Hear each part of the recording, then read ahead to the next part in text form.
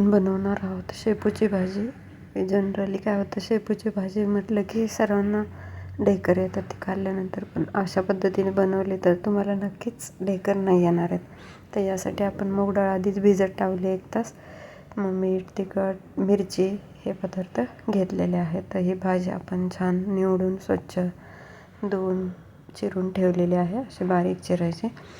त्यानंतर एका बाऊलमध्ये आपण घेतलेली काढून, तर कढईमध्ये आपण जिरी, मिरची आणि लसूणची पेस्ट टाकायची आणि मुगाची डाळ टाकायची, छान परतून घ्यायची. त्यानंतर हळद, मीठ टाकून परतून झालं की त्यामध्ये आपण शेपू जो बारीक चिरलेला आहे तो टाकून घ्यायचा व 1 वाफ काढून घ्यायची.